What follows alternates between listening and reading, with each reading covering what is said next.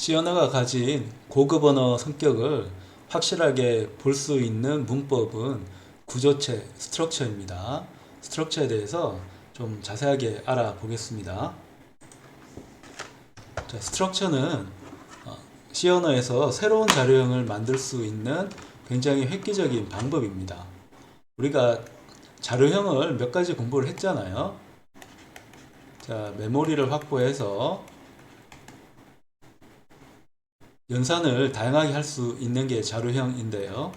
대표적인 게 캐릭터, 인트, 더블과 같은 거고, 이런 자료형을 우리 입맛에 맞게 별명이나 가명을 쓸 수 있도록 해주는 게 타입 데피니션이라고 하는 형정의 예약어였습니다. 키워드 타입 데피니션을 써서 기존의 자료형을 새롭게 바꿀 수가 있습니다. 여기까지는 기존에 있던 자료형 자체가 바뀌는 게 아니고 그 자료형을 조금 이제 변형을 하는 거죠. 그것과 더불어서 이제 배열이라는 개념도 있기 때문에 기존 자료형을 똑같은 모양을 나열할 수 있는 방법도 제공을 해주고 있습니다. 근데 배열은 같은 자료형만 가능합니다. 같은 자료형. 근데 어떤 경우는 우리가 집단적인 새로운 자료형을 만드는데 캐릭터와 인트, 더블과 같은 여러 다른 모양의 자료형을 하나의 범주로 묶고 싶은 경우가 있잖아요. 그때 사용하는 개념이 구조체라는 개념입니다. 구조체. 구조체는 영어로 스트럭처라고 하는 건데 이게 너무 길기 때문에 C 언어에서는 스트럭트라는 이름으로 사용합니다. 그러니까 이 구조체의 장점은 다른 자료형을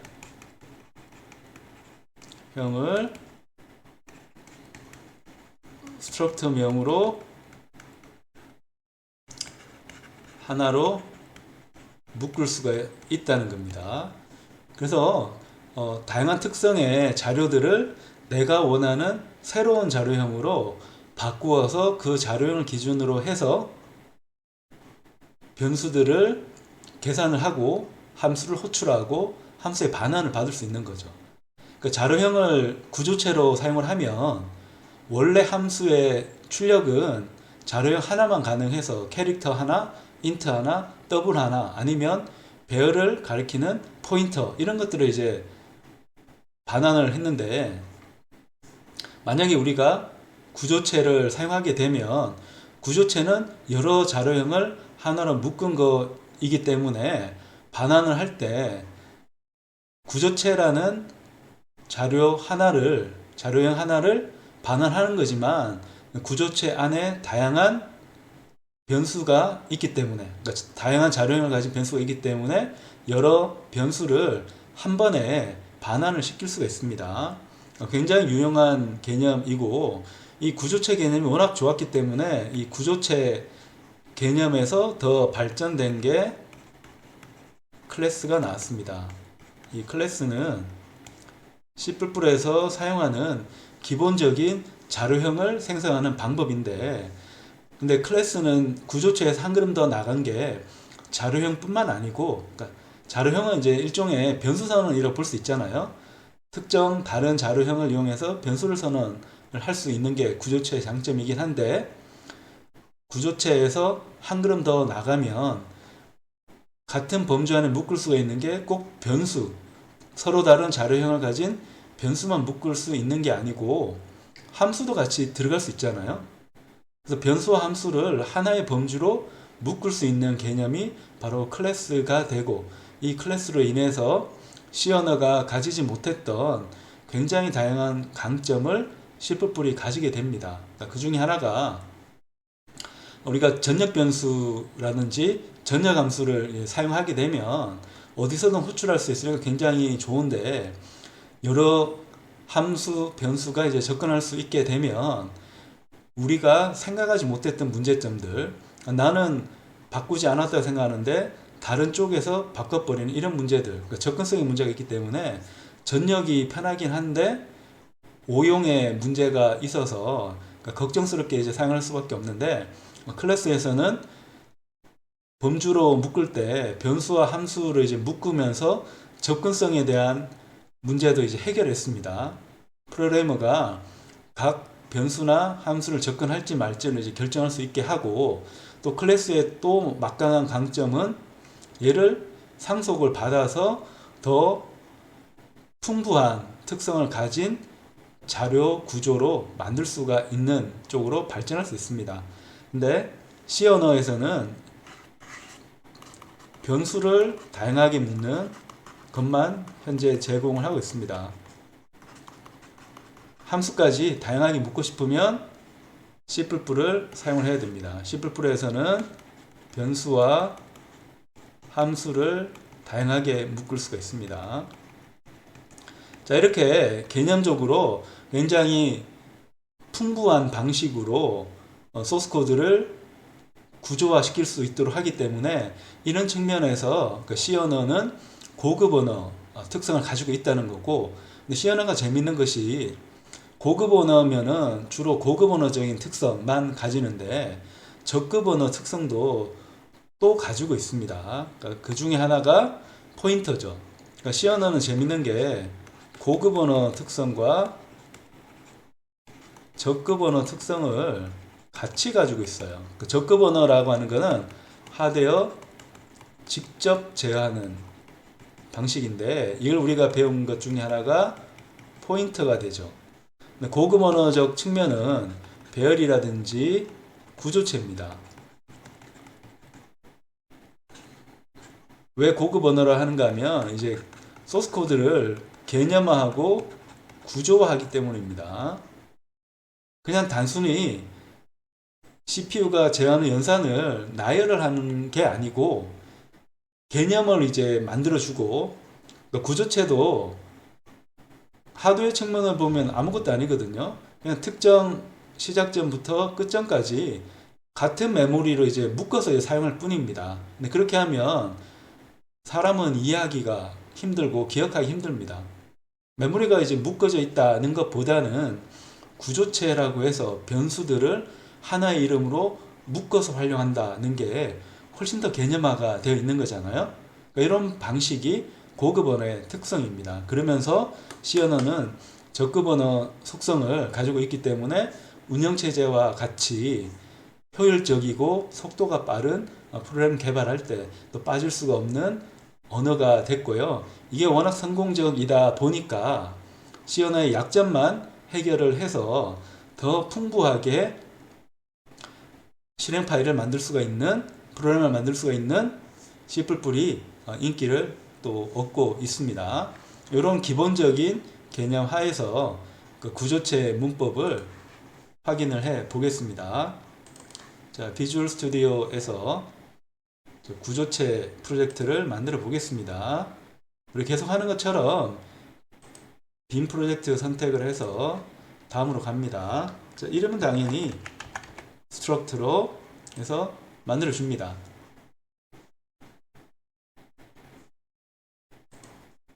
자, 항상 실행 파일 만들 때는 메인 함수가 있어야 되니까 소스 파일에다가 새 항목을 추가를 합니다.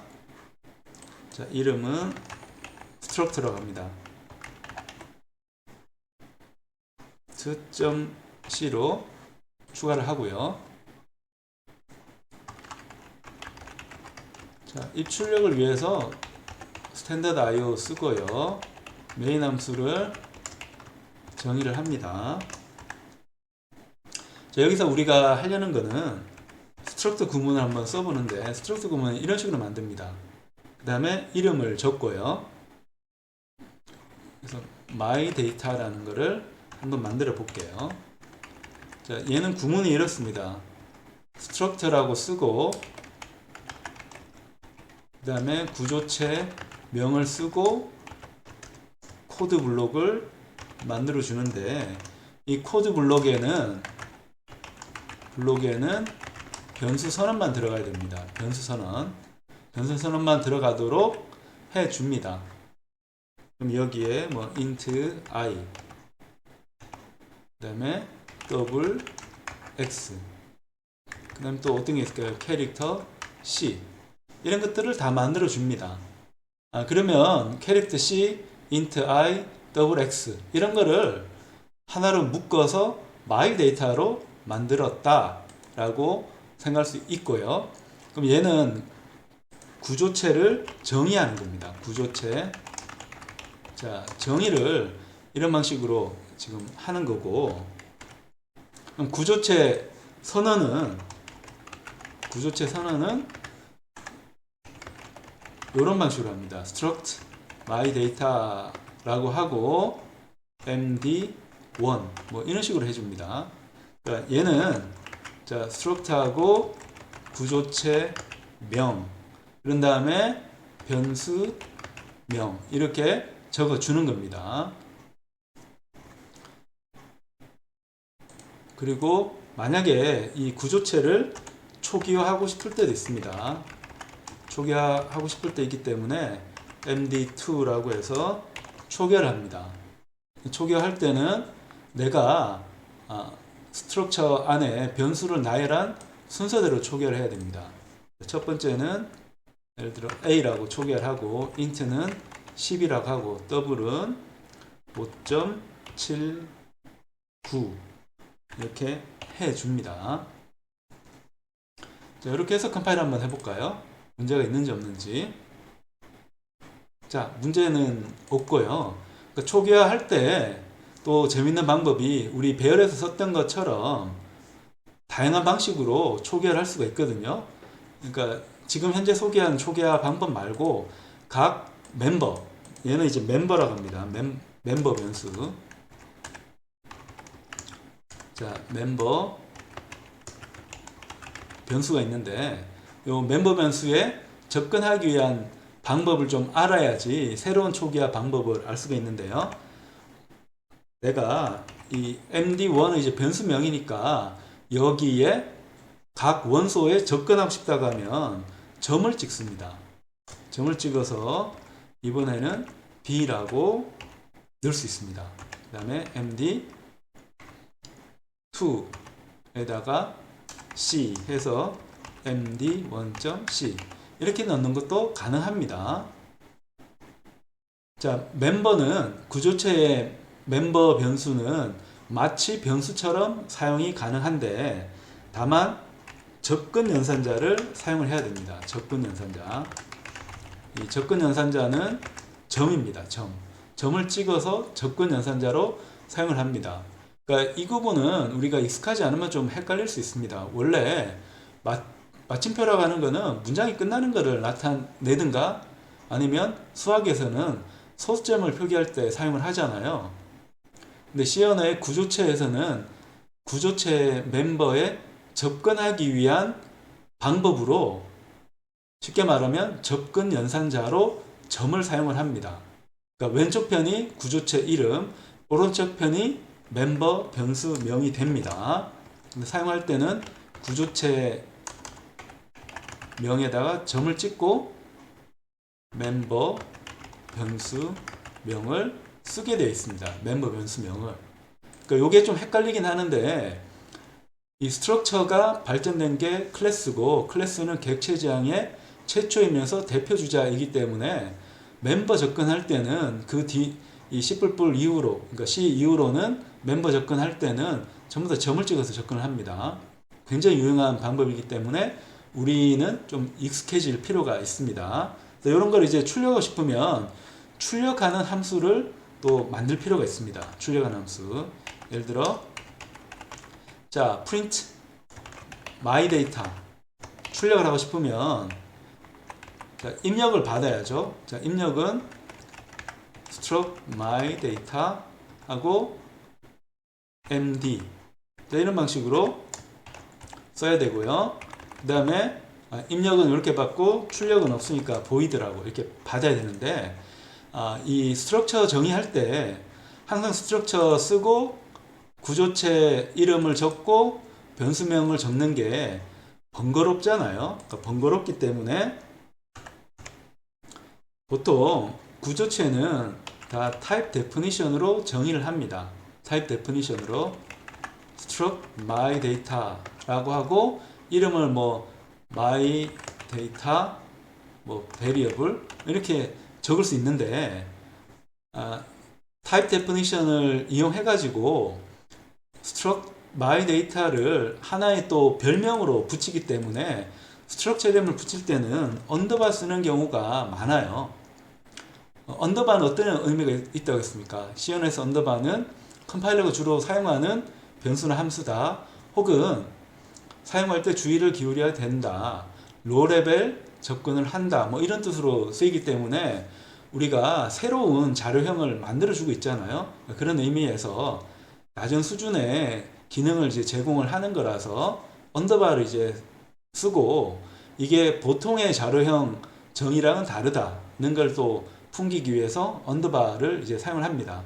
그렇게 해서 여기 언더바라고 하고 이름은 보통 이제 언더바 뺀 걸로 붙입니다. 그럼 여기서도 이제 그냥 마이 데이터라고 진짜 자료형처럼, 그러니까 마이 데이터를 자료형처럼 사용하게 만드는 형정의 연산입니다. 여기서도 우리가 타입 데피니션 썼기 때문에 이렇게 쓰면 더 깔끔합니다. 자, 이렇게 해서 이제 출력할 때는 자, print f 해서 c는 %c 해서 md.c 이렇게 쓰고요. 한 칸씩 이제 엔터를 내리겠습니다. 자, 엔터 하려면 escape sequence를 사용을 해야 되고 엔터, 그러니까 뉴라인에 해당하는 거는 \n이라는 거 우리가 잘 기억하고 있습니다. 이번에 정수 i를 출력할 때는 %d로 출력하고 접근은 내가 받은 구조체 변수명 쓰고 접근 연산적인 점을 찍고 그 다음에 i를 써줍니다.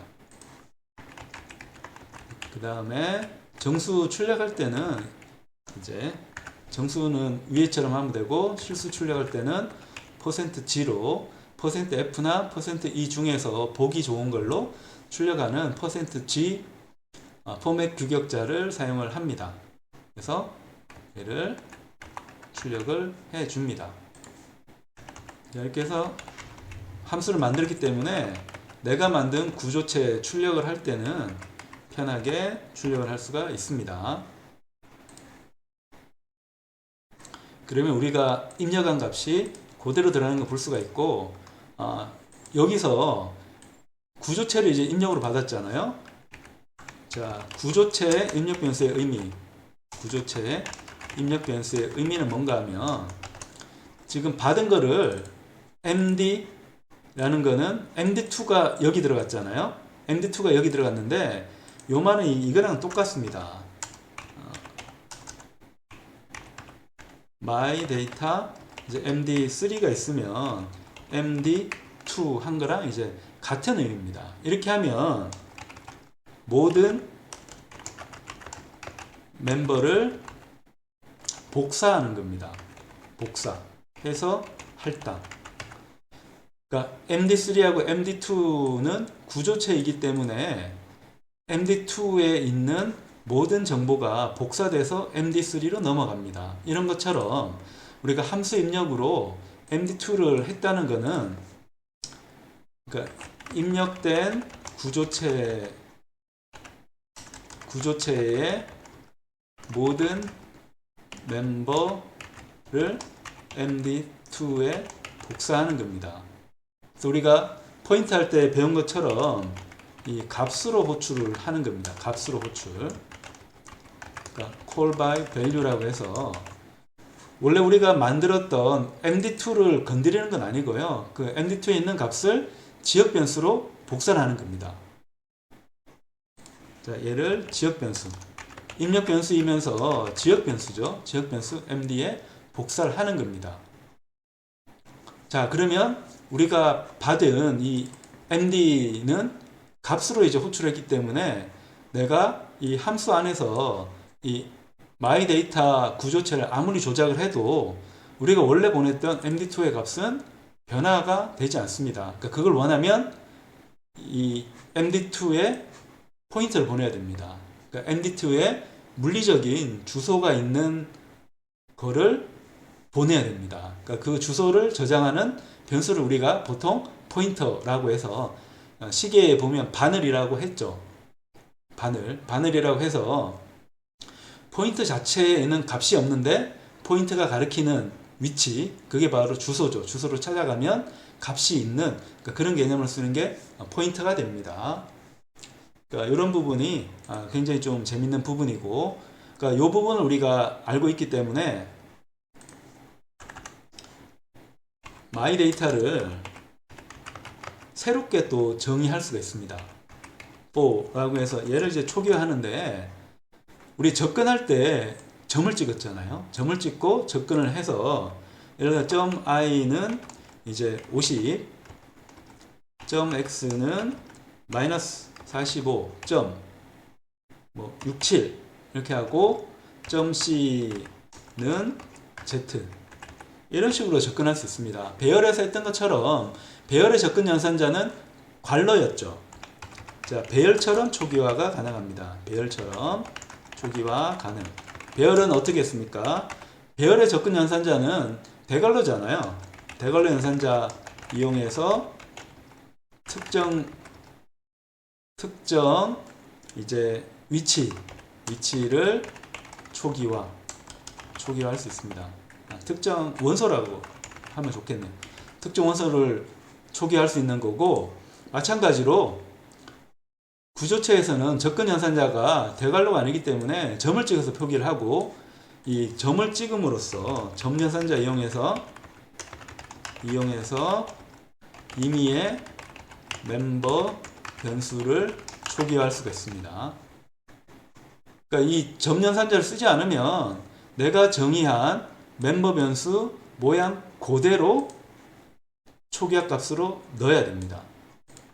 근데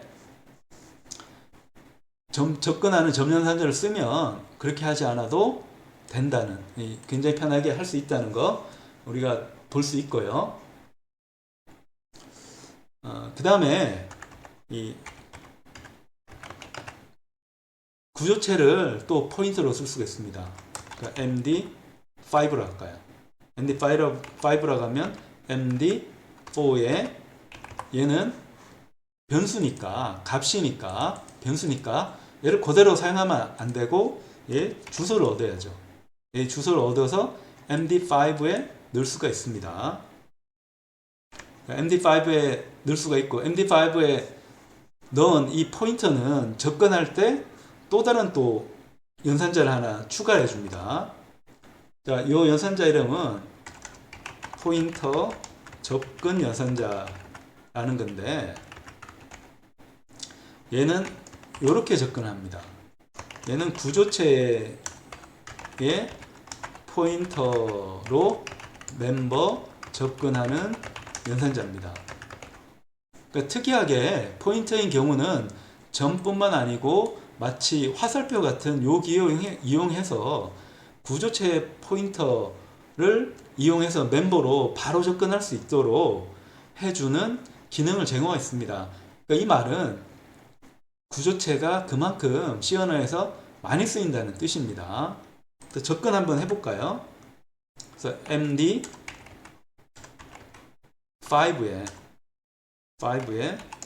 이제 C에 한번 접근을 하는 겁니다. C에 한번 접근해서 이 경우는 우리가 이제 M이라고 한번 넣어볼게요.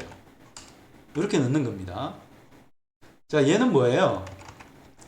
자, MD5라고 하는 거는 구조체가 아닙니다. 잘 봐야 됩니다. 얘는 MD5의 정체는 구조체의 주소를 저장하고 있는 포인터입니다. 포인터예요. 구조체의 주소를 저장하는 포인터입니다. 그래서 크기를 계산해보면 우리가 쓰는 컴퓨터는 64빗 CPU를 쓰고 있기 때문에 8바이트가 나옵니다. 8바이트. 근데 이 마이 데이터의 크기를 보면 캐릭터 하나, 캐릭터는 1바이트, 인트는 4바이트, 그 다음에 더블은 8바이트니까 13바이트가 나옵니다. 이 차이를 우리가 한번 볼 필요가 있습니다. 그래서 요거를 이제 기본 개념을 이제 가지면서 요 MD5에 접근하는 걸 한번 봐야 됩니다. 그러니까 얘는 어떻게 접근한다는 건가 하면 MD5 주소에 가서 그 밑에 멤버 C에 접근해서 이 문자 M을 할당을 하는 겁니다. 그래서 우리 좀 전에 설명했던 사이즈 한번 볼까요? 자, my data 바이트 크기 한번 보면, 자, 얘는 퍼센트 사이즈니까 zd를 이제 해야 됩니다. zd 해서 size of, 자, 얘는 md4 이렇게 할 수 있습니다. 혹은 size of 해서 my data 이렇게 하더라도 이제 문제는 없습니다. 그러니까 되는가 한번 보죠. 엔터 하나 넣어주고요. 엔터 하나 넣어주고 my data를 이제 넣어줍니다. 그 다음에 또 우리가 보고 싶은 거는 포인터 한번 보고 싶은 거죠. 포인터. 자, 포인터의 크기, my data 포인터의 바이트 크기를 한번 보고 싶은 겁니다. 얘는 MD5를 해주면 되죠. MD5 한번 보면, 자, 얘는 my data의 크기는 이제 13이 아니고 16바이트가 나오네요. 16바이트가 나오고, 그 다음에 포인터 크기는 8바이트가 나옵니다. 8바이트. 자, 우리 생각과 다르게 여기는 이 바이트 크기가 조금 더 이제 크게 나오네요. 그러니까 그걸 우리가 알 수가 있고, 만약에 우리가 얘를 하나 더 추가해 볼까요? 캐릭터 C 말고 이제 D도 한번 해볼까요? D도 한번 해보면 얘는 이제 초기화할 때 하나를 이제 더 해줘야 되는 거죠. 자, 이렇게 하나를 더 하면, 자, 크기가 16 그대로네요. 그러니까 요 말은 뭔가 하면 지금 스트럭처에서 크기를 이제 할당을 할 때는 8의 배수로, 64bit이니까 8의 배수 단위로 할당을 한다는 거고, 이게 우리가 하나 더 증가시키더라도 값이 변화가 없잖아요. 값이 변화가 없고, 여기서 얘를 하나 더 증가를 시켜보면 이번에는 20 이런 식으로 이제 해보면, 그러니까 얘는 이제 초기화를 하고 있기 때문에 순서대로 값이 다 들어가야 되는 거고, 밑에는 접근연산을 이용해서 초기화하기 때문에 초기화를 내가 하고 싶은 것만 초기화를 하는 것도 가능하다는 겁니다. 그래서 한번 출력을 해보면, 자, 이번에는 우리 예상처럼 이 스트럭처의 바이트 크기는 8의 배수로, CPU가 64비 CPU이기 때문에 이 말은 CPU가 8바이 CPU라는 거라서 스트럭처에서 메모리 할당할 때는 꼼꼼하게 캐릭터 한 바이트, 그 다음에 인트는 4바이트 이렇게 하는 게 아니고 8의 배수 범위 안에서 할당한다는 걸 우리가 볼 수가 있습니다. 그래서 이런 방법이 이제 있기 때문에 우리가 포인터를, 그러니까 구조체를 함수 입력으로 보낼 때는 근데 이런 방식을 쓰지는 않고요. 자, 밑에처럼 이런 방식을 많이 씁니다. print my data인데 이제 포인터를 써서 하는 경우가 빈번하거든요. my data 해서 포인터로 이제 받습니다. 포인터로 받아서 값을 출력을 하는데요. 자, 이번에는 접근 연산, 포인터, 구조체 포인터의 접근 연산자인 화살표를 이제 사용을 합니다. 화살표를 사용해서 접근해서 출력을 하는데, 자, 위에 거는 값으로 호출을 한 거고 밑에 거는 포인터, 아니면 주소로 호출한 겁니다. 하는 call by pointer 혹은 address라고 할 수 있겠네요. 그럼 두 개의 경우는 뭐 어떤 걸 쓰더라도 결과는 이제 똑같아요. 이번에 우리 새로 만든 함수, 자 print my data pointer라고 해서 md5를 한번 보내봅니다. 그럼 나오는 결과는 이제 똑같아요. 차이 나는 거는 하나도 없는데, 근데 왜 이 방식을 많이 쓰는가 하면, 그러니까 이런 포인터 입력을 포인터로 보내는 방법을 많이 쓴. 그러니까 구조체를 사용하는 경우에는 입력을 다 포인터로 보냅니다. 배열도 마찬가지고요. 배열도 보낼 때 값을 전부 다 복사하지 않고 포인트만 보냅니다. 그러니까 배열인 경우는 배열명이 포인터죠. 그 배열명을 그냥 보낸다는 겁니다. 그러면 어떤 장점이 있는가 하면, 그러니까 구조체에서는 함수 입력을 받으려면 여기에 있는 멤버 변수 전부 다를 복사를 해야 됩니다. 근데 멤버 변수가 예를 들어 1000개, 10,000개라고 하면 어떨까요? 복사할 때 시간이 많이 걸릴까요? 안 걸릴까요? 많이 걸리겠죠. 이거는 효율적인 방법이 아닙니다. 근데 우리가 함수에 입력으로 보낼 때 굳이 전부 다 보낼 필요 없잖아요. 이 구조체를 가리키는 포인터, 구조체의 시작점인 그 포인터만 그냥 보내면 끝나는 거잖아요. 자, 그렇기 때문에 우리가 함수 입력으로 배열이나 구조체를 보낼 때는 포인터를 보내서, 포인터는 8바이트 밖에 안 되기 때문에 CPU가 한 번만에 갖고 올 수 있습니다. 포인터만 갖고 와서, 이 포인터는 주소니까 그 주소에 접근해 가지고 자료를 처리를 한다는 뜻입니다. 근데 값을 호출을 하면 현재 있는 구조체 값 전부 다를 지역 변수로 멤버 변수 하나하나마다 다 복사를 해야 되니까 시간이 많이 걸리는 문제점이 있어서, 우리가 구조체를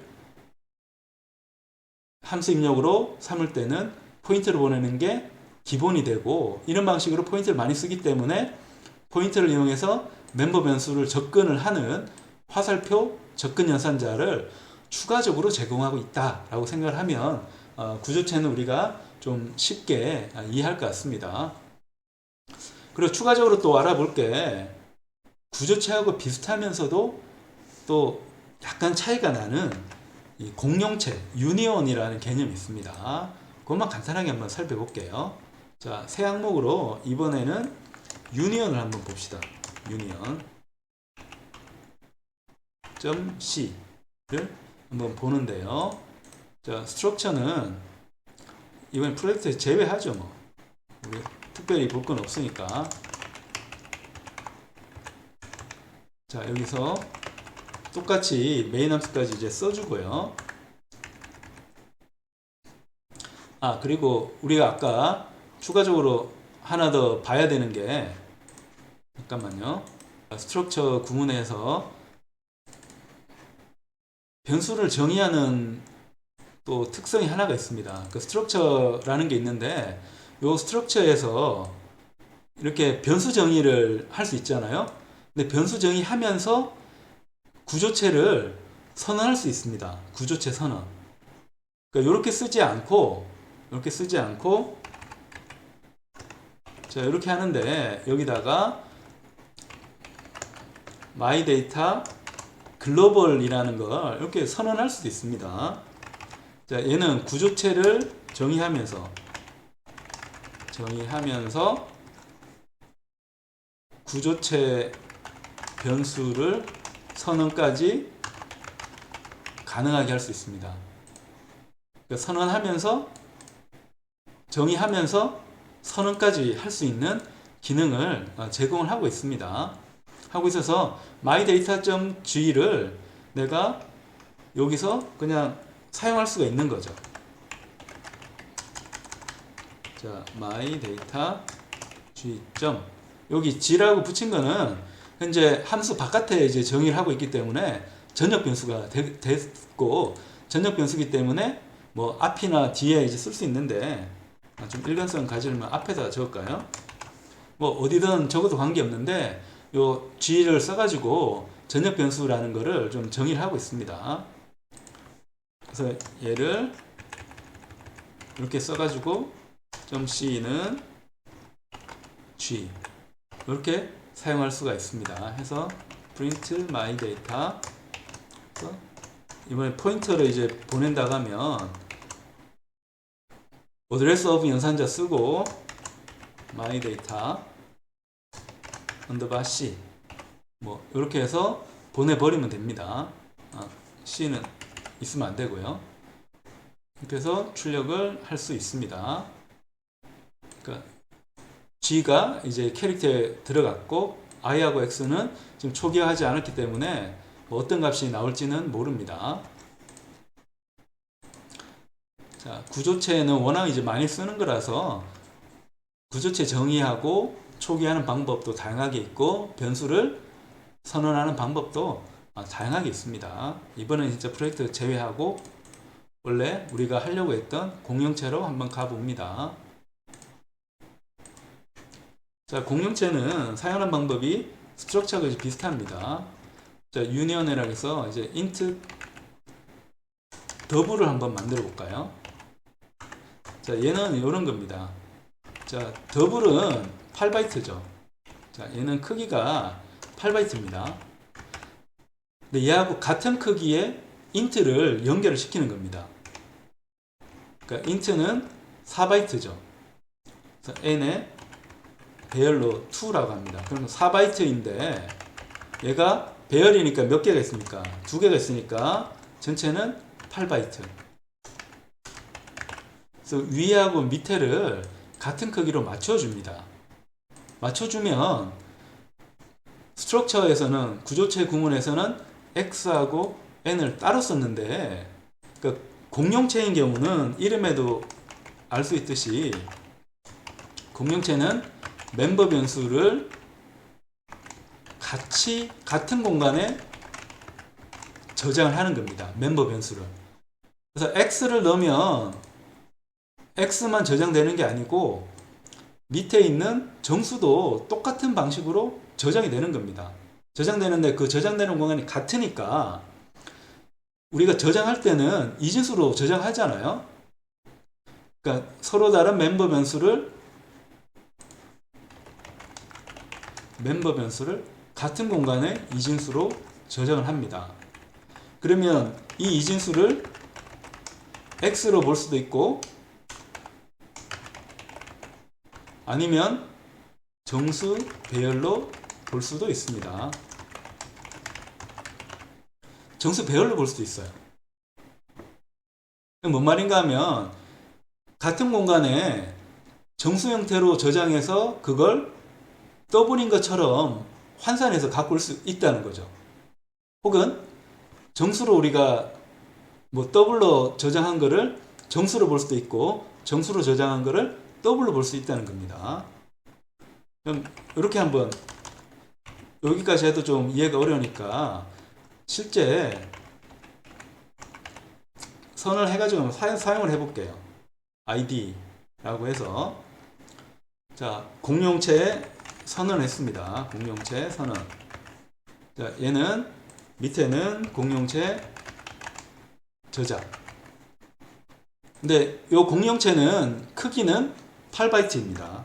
그러니까 printf에서 자, %gd 라고 해서 공용체 크기 한번 보면 8바이트가 나올 거고요. 사이즈 유니온 int 더블 얘를 한번 결과 한번 봅니다. 그럼 공용체의 크기가 이제 8이 되는데 이게 스트럭처라고 하면 얘가 8이고 밑에가 4바이트 2개니까 다시 8이 돼서 16바이트가 이제 나올 것 같은데 얘의 저장 공간은 같아요. 다른 게 아니고 같은 공간인데 저장하는 그 모양을 우리가 더블처럼 저장할 수도 있고, 예를 들어 id.x 해가지고 1.235 이렇게 할 수 있다는 겁니다. 근데 얘를 우리 분명히 인트로 저장했는데 요 저장된 이진수를 밑에 있는 것처럼 정수로 환산해서 볼 수 있다는 겁니다. 왜냐하면 더블은 8바이트인데 각 바이트마다 의미가 있잖아요. 더블을 나타내는 의미가 있는데 무시하고 이 저장된 이진수를 정수로 그냥 보는 거죠. 정수로 간주해서 그냥 보는 겁니다. 그러니까 비트 단위 연산을 할 때는 이 공용체가 여기 저장이 아니고 공용체 정의입니다. 정의. 그래서 이 공용체는 메모리를 공유하기 때문에 서로 다른 자료형의 각 비트별 연산 처리에 유용합니다. 그래서 더블로 저장된 요 특성을 인트로 이제 환산해서 바라봤을 때 어떤 특성인 건가를 우리가 바로 확인할 수가 있는 거죠. 그래서 얘를 한번 이렇게 출력을 해보면 id.n에 0번, id.n은 배열이니까 이제 1번 원소에 접근하는 겁니다. 분명히 x는 1, 2, 3, 4가 들어가 있는데 요 1, 2, 3, 4 들어간 거를 정수 비트 표현식으로 보면 요런 값들로 이제 구성이 됐다는 겁니다.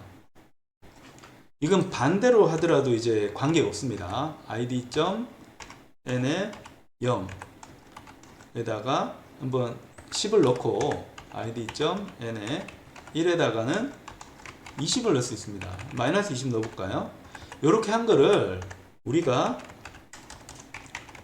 얘는 원래 첫 번째 4바이트에는 10을 넣고 두 번째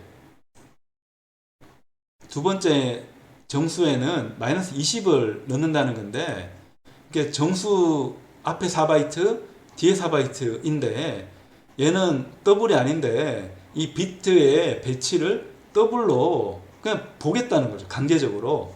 자, 보면 얘를 자, 이번에는 고정점 포맷 규격된 %f 한번 해볼까요? 그러니까 이렇게 하면 이 정수로 입력을 한 값을 더블로 실수의 이제 규칙으로 환산해서 보는 것도 가능하다는 겁니다.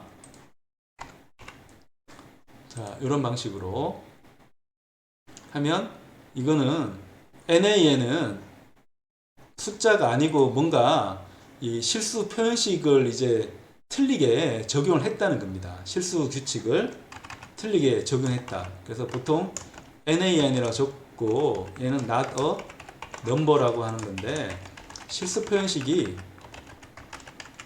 틀린 경우입니다. 틀린 경우.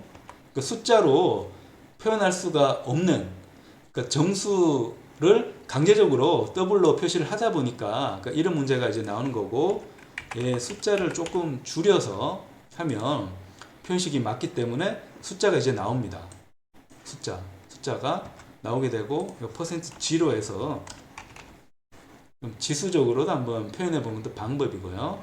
이렇게 하면 4.24에 10의 만에 314승 뭐 이런 값들이 나오니까 고정점을 하면 이제 0으로 나오게 됐는데 그러니까 요걸 우리가 이제 보게 되면 각 공용체라고 하는 거는 유용한 경우가 있는데 내가 비트 단위 연산을 하는데 바이트를 이제 배정을 해놨잖아요. 바이트 배정을 해놔가지고 비트 단위 연산을 하는데 이걸 좀 끊어서 보고 끊어서 본 그 값을 내가 다른 자료형으로 환산해서 보고자 할 때는 공용체를 쓰는 게 유용한 경우가 많이 있습니다.